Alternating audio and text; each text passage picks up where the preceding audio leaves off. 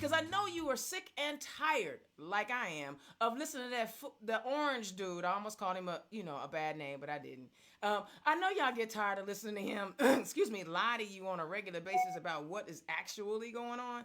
Listen, when you get tired of that and you want to have a real conversation with some progressive minds and some real leaders, switching over to Indiana's own Dana Black, you know how I do it on Turn Left. We're talking to people all over the nation now. It ain't even just about Indiana. We talking to people from all over the country. So listen, I ain't gonna waste time tonight because I got my homegirl here with me. See, y'all be laughing at me because I get excited when I go to Victory every year.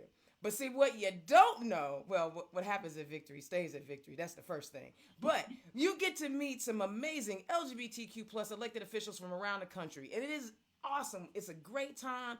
Everybody, plus, like, I get energized because, in Indiana, we struggle, right? But going out there, man, just all the wonderful ideas and all the great things that we can do to improve our communities, that's what Victory is. But one of the people that I have connected with, yo, first of all, she dope as heck.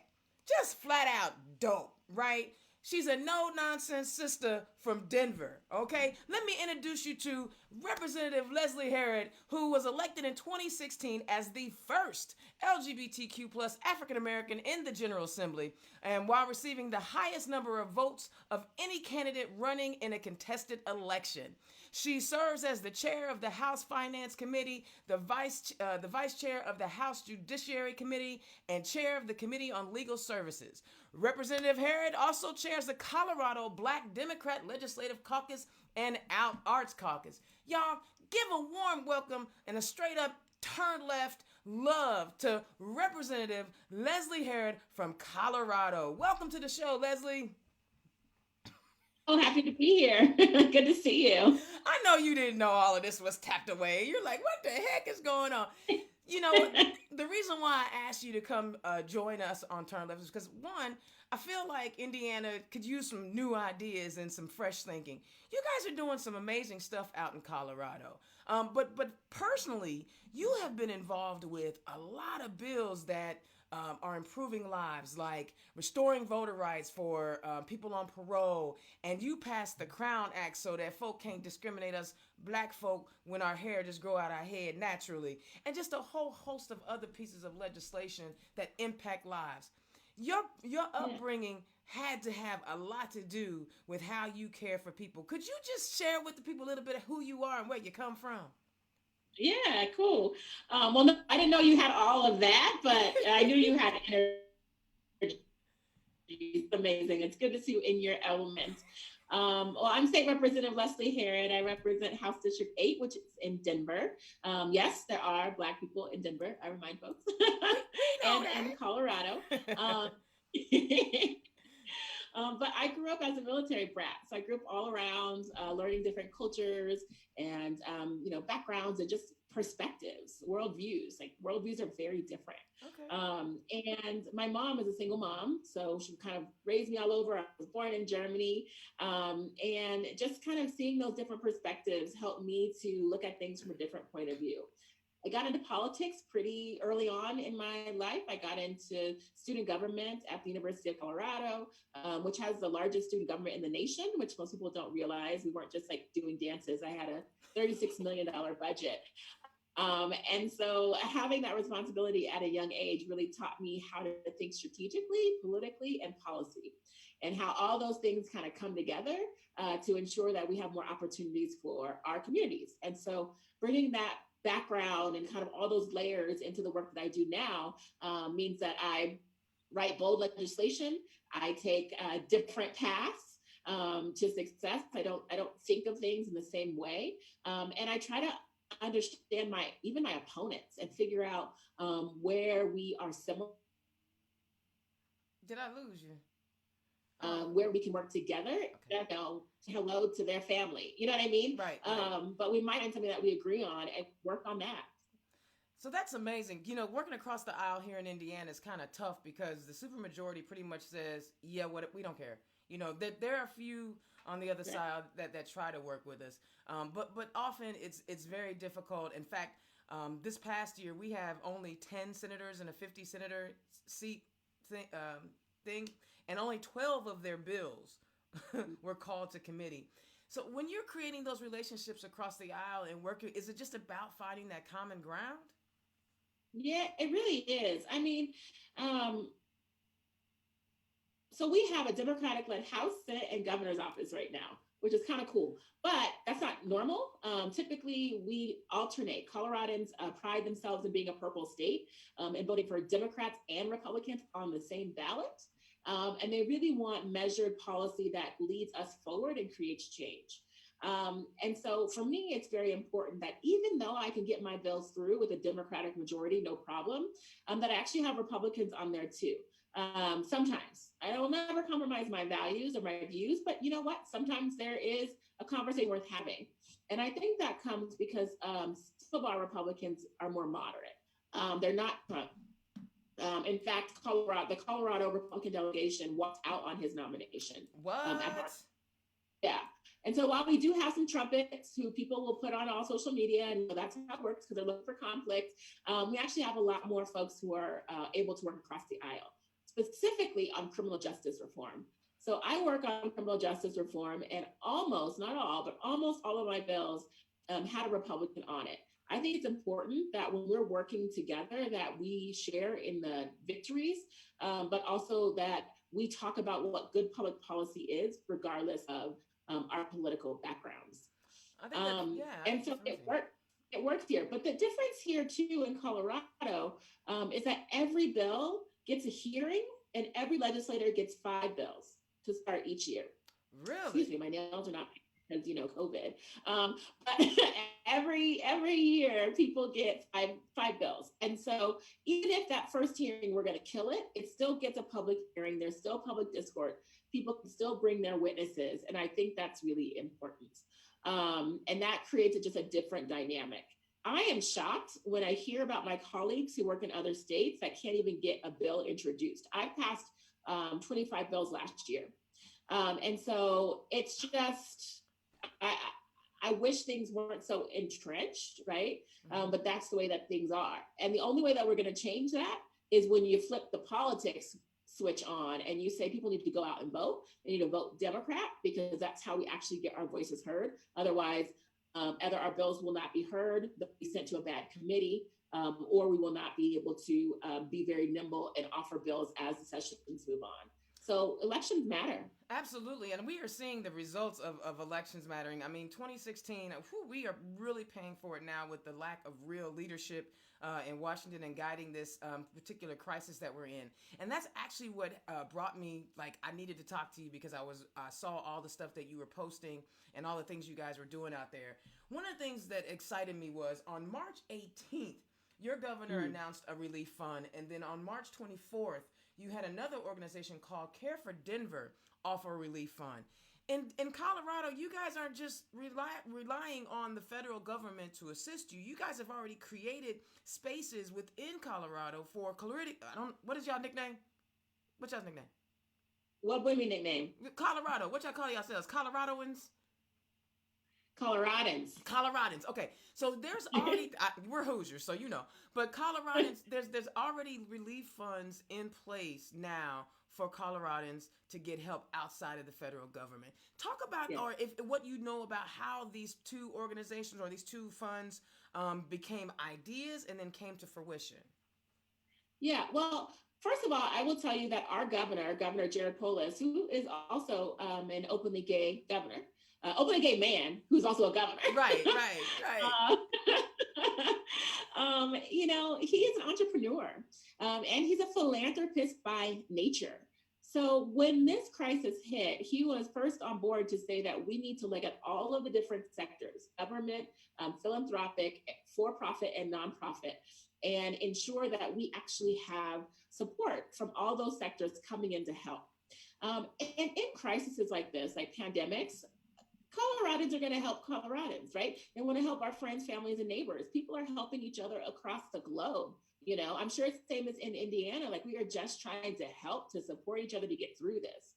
And so the governor put a call out to, create this fund, and it's really for funding and for volunteers. And it's so amazing that it's already garnered over $8 million into that fund. It's recruited over 11,000 volunteers, including 2,500 healthcare volunteers, so that we're ready to face this pandemic when the surge hits. Um, Now, Caring for Denver is my baby, so I'm so glad that you saw that, because Caring for Denver is my foundation that I founded with the taxpayer dollars, if you can imagine. So I took off my legislator hat, put on my I'm a citizen of Colorado hat. We need to do more for mental health. It was about 2 years ago, and ran a campaign and asked Denverites if they were willing to give 25 cents on a $100 sales tax increase to support mental health and substance use services across the city. Because what I found was that our infrastructure was like lacking, right? Like everywhere we go, mental health infrastructure is lacking. And I mean, Dana, can you imagine where we pay for that on the back end? Yeah, we pay for it in people being in the streets. Right. In the streets, in jail, and in our child welfare system, Yes. right? Our largest mental health facilities are our jails and our prisons. And that we should all be ashamed about that. Right, But right. then, they're targeting people who look like us.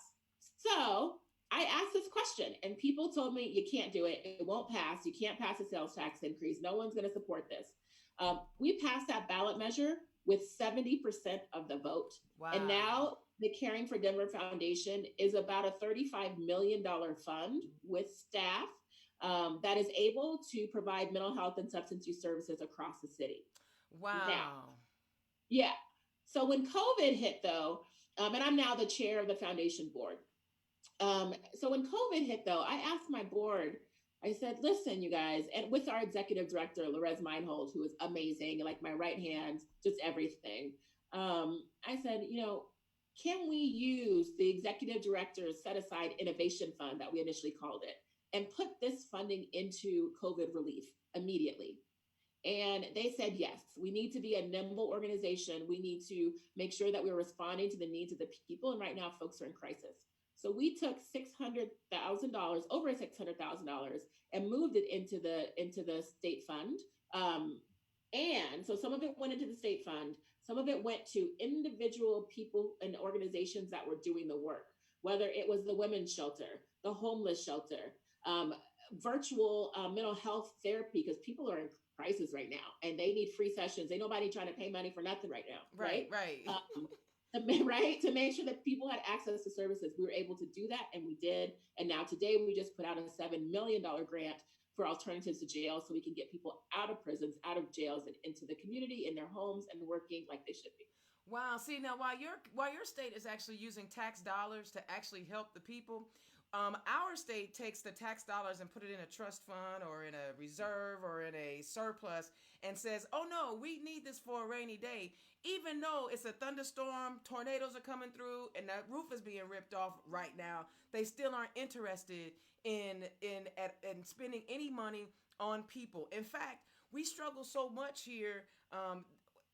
First of all, our fight in March was whether or not we should have no excuse absentee balloting for our election, our primary election, which was supposed to be in May, in June. It seems like we cannot get people out of this mindset that it's not all about, it's about the people. It's our money, right? So you convince the citizens and the voters in your state that their money could be used much more efficiently to help people. Yeah. And one of the reasons why we moved Caring for Denver into an individual private nonprofit, it's actually a public nonprofit foundation, was so that folks can't move this money around. And we basically fool the voters into voting for something and then using the money for something else. We don't want to do that. Right. But let me say something about all mail ballots, because tell me about your audience. Are most of your folks people of color? Are they all over the spectrum? Are they Indiana? So so Indiana Democrats. So we got 92 counties from river to lake, from Wabash to Terre Haute to Richmond, everything in between. So the great thing is that I have connections with folks all over. So there's 6 million Hoosiers, about 3 million of those are registered voters, and I'm not really sure what the Democrat ratio is, but that's the audience. Awesome. Well, let me tell you this. Mail ballots are essential. So Colorado has one of the highest voter turnouts in the nation. We go back first or second, and it's because we have a mail ballot system, and we have a bill that I passed a couple years ago, parolee voting. So it Right. don't matter if you're out, you can vote. Parole, felon, everyone gets to vote. But the mail ballot is really key because it comes to our house. We can go in person too, but it comes to our house and we have 3 weeks to fill out that ballot. If you don't fill it out in 3 weeks, you can still go on election day and vote.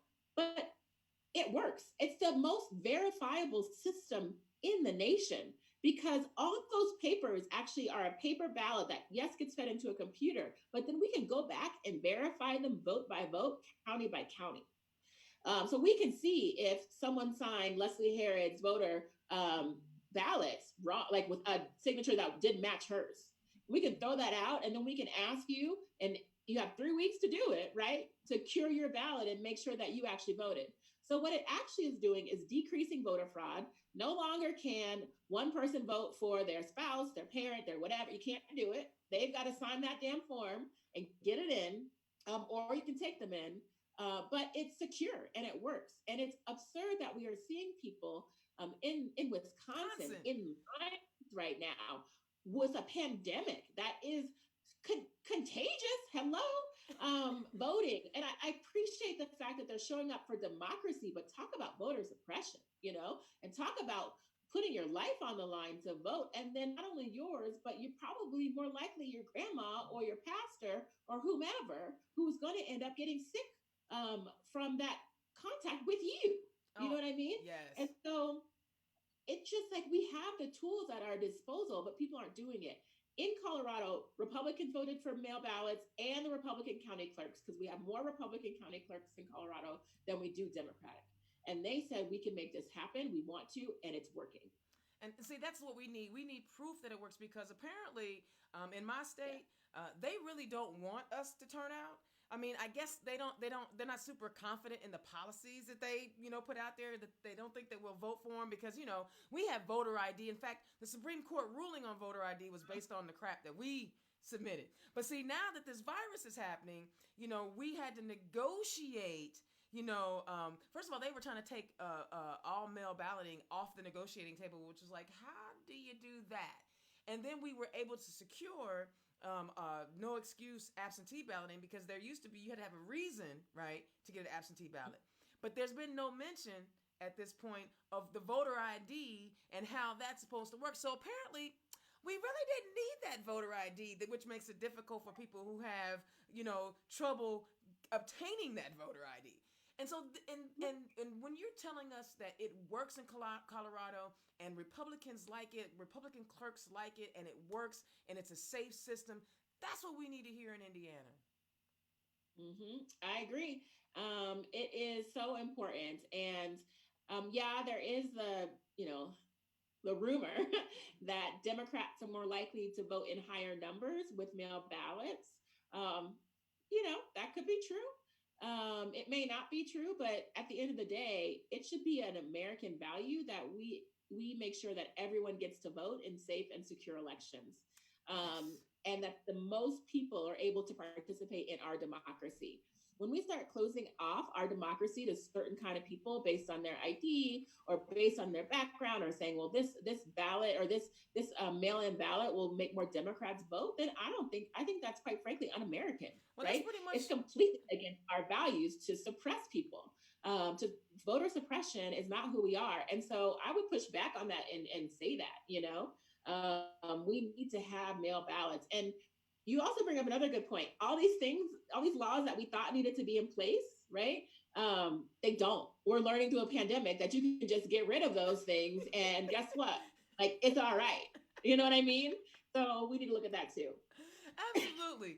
Absolutely. Okay, I want to flip the script a little bit because, you are unapologetically an LGBTQ plus person, and you are unapologetically black, baby, and you're unapologetically a woman. Yeah. First of all, are there any other LGBTQ plus folk of color elected in Colorado? We do have some others of color. The one thing is that I'm really proud to be the first African American LGBT person elected, but I'm more proud to not be the last, right? And so my job, and I actually have a leadership fund too, that is to get more people of color, LGBT folks, and strong demonstrated allies and champions elected. And so Chantel Lewis is now an RTD director. She's an out Black woman, and she's amazing. The LGBT caucus of the legislature has a number of Latinx in the caucus, which is great. But I am still the only African American LGBT person in the body. Well, that's pretty exciting For because now. we have one LGBTQ plus woman of color elected in the entire state, and she's a clerk down in Bloomington. We elected our first gay man LGBTQ plus in our state house in 18. We're progressing. Like our municipal races, we actually elected our first trans to city county council. We added three new LGBTQ plus to the Indianapolis City County Council. We elected two gay mayors to go with the Mayor Pete, who was doing his thing. So we're getting better because we're continuing to encourage people in our community to run for office. We kind of had to see what winning looked like. And that's what I saw when I would go to victory, is what winning looks like. And the fact that we identify as LGBTQ plus wasn't a reason to omit ourselves from the ballot. I ran in 16, I lost, but my platform grew because of the policies, not because I'm gay, straight, whatever. Talk about what it is to be when you're working on your issues that involve specifically Black folk, and because I know, girl, I know you passionate about all of that. Bring it. Well, listen, I ran as a out candidate because I refused to go back in the closet. But I've also refused to buy into this narrative that Black folks don't support LGBT people or Black LGBT people. My district is historically an African American district, which in Colorado is still low numbers. It's not a majority African American by any means. But when I ran my campaign, I went to the churches and I was like, listen, what do y'all need? And it was like, oh yeah, you've been here on Sundays. We've seen your face. We know who you are. And yes, we know that you're queer, and that's all right. Oh, they didn't say queer. They said you're gay. I was say that was gonna be a stretch for them. Right? You know what I mean? Like, I was like, queer would be like that. But then, they start calling me and being like, hey, like, I'm having this issue with my choir director. And I think, he's being abused by his partner. What do I do? And I'm like, give him the same counsel you would give anybody else. And they're like, oh, yeah, that makes sense, And so just again, finding common ground and humanity gets you further than anywhere. But at the end of the day, folks were like, listen, like, we don't care if you're gay, but Black folks are struggling today. Black folks are struggling in our communities and across the country, right? So what are you going to do for the community? Are you going to get elected and then forget about us, right? Right. And my answer is no. I'm going to work on issues that matter to our community. So I passed a package of criminal justice reform bills. We've closed down a private prison in Colorado. We have 2 left to close that we're working on right now. And that's by actually having smart sentencing, having smart parole plans, right? Having probation that makes sense. And so working across the system, we passed those bills. We passed Ban the Box to make sure that folks can actually get jobs when they come out of incarceration. And a whole number of bills that bail reform, low-level offenses no longer eligible for cash bail in Colorado. Tens of thousands of people immediately had to be released from jails across Colorado because bail reform, right? Because they were no longer eligible to be held because they trespassed or just defense or didn't, mow their lawn. The weeds were growing too high. These ridiculous things that people are being held on bond for $100, $500 that they can't pay. But as the chair of the Black Caucus, which my Black Caucus members, by the way, super supportive, amazing, love them all. Justice might be my bag, but we also have folks who work on, energy, education, healthcare, and our issues are in all of those areas. So quite if folks want the support of the Black Caucus, they need to make sure that their issues and that they know how to talk about how their issues impact the African American community directly. And so we've been able to see changes across a spectrum because of that. That's pretty exciting. I mean, because you know, Yeah, I mean, I know. Yeah, that's pretty exciting. go ahead. And then because you kind of cut out on me, I had to fill that time in.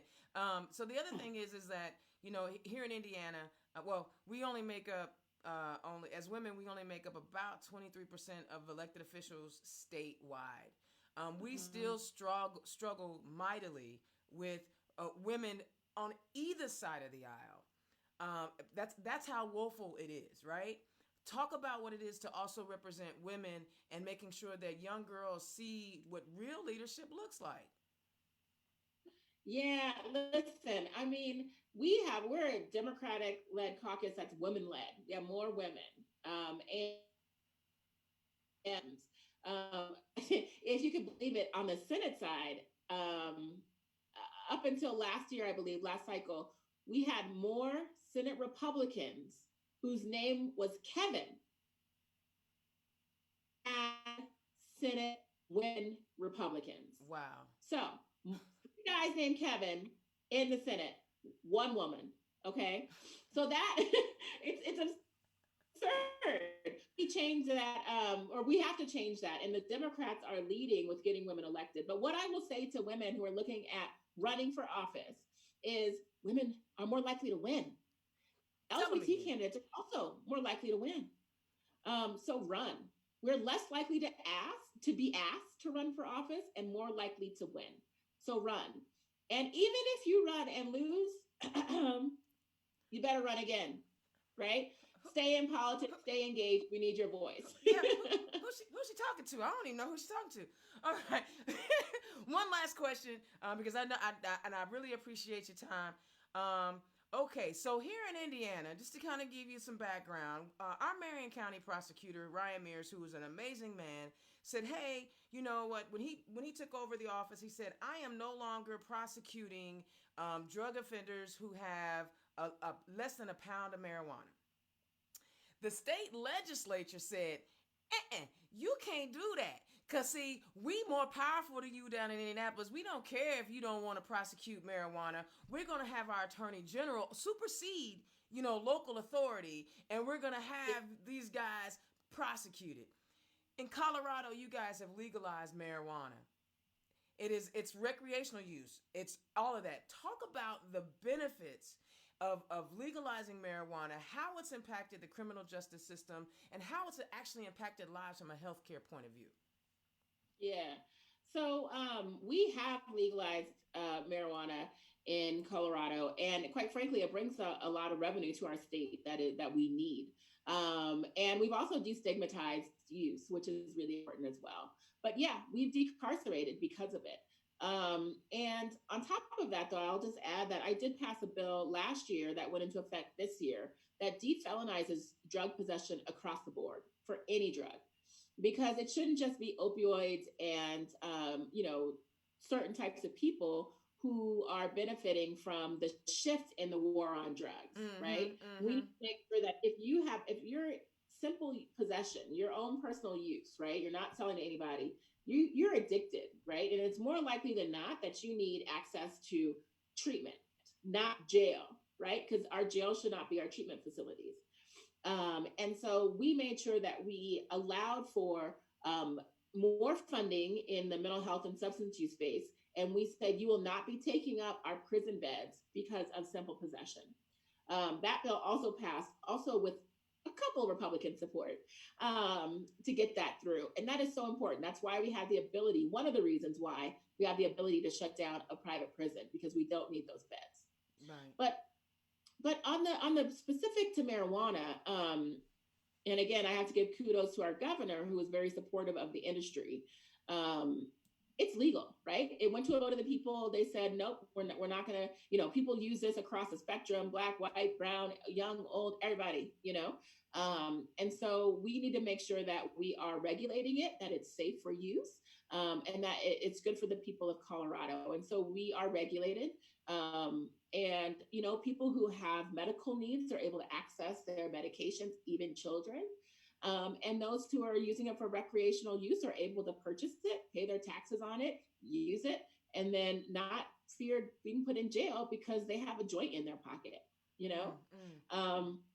And guess what? The sky has not fallen. Colorado is a great place to be. Wait, you mean there's still mountains standing out there? Are there still mountains out there? Right. I don't see a 5-year-old with a blunt in his hand. Like, you know what I mean? Like all these things that people are saying is going to happen. It didn't happen, right? Like, it's actually just fine. But yeah, because honey, Hoosiers, some of these Hoosiers are scared to death that the divine is going to come down from the sky if a joint is in a 28-year-old's hand who is a musician and he owns his own business. You know, the sky is going to fall. We really need some help in getting some changes in Indiana. And I think this conversation just really highlights the success of some of the progressive policies that a lot of us on the left side talk about. You're up for re-election this year, aren't you? I am. I'm on the ballot every 2 years, and I'm on for re-election right now. And it's a crazy time to be running for office. It's, hard to raise money, or you can't knock doors. So everything has changed, but I am still running and would appreciate support from anyone who's willing to give it. Hey, listen, you know me, Hoosiers, I tell you all the time, we need to elect Democrats in Indiana, but if you like what she's talking about and you want to slip her a couple of dollars, I won't be mad.